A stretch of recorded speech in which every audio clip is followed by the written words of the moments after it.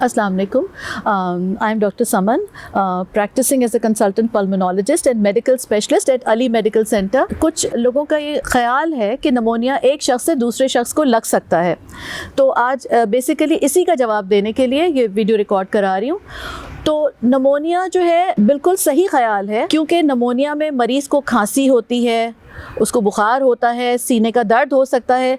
तो जब मरीज़ खांसता है या मरीज़ बात करता है कि जिसको नमोनिया है, चूँकि ये इन्फेक्शन रेस्पिरेटरी ड्रॉपलेट्स के थ्रू ट्रांसमिट होता है, यानी रेस्पिरेटरी ड्रॉपलेट जो यानी खांस रहा है उससे जो जरासीम उसके मुंह से निकल, तो वो दूसरे को आराम से लग सकते हैं। और तो जो लोग उसका केयर कर रहे हैं, उसका ख्याल कर रहे हैं, उनको बहुत ज़रूरी है कि वो तमाम हिफाजती इक़दामात करें। मिसाल के तौर पर बार बार हाथों को धोना, मास्क पहनना, या अगर मरीज़ के पास आप जा रहे हैं तो मरीज़ को मास्क पहना दें ताकि उससे दूसरे लोगों को ये मर्ज़ ना लग सके।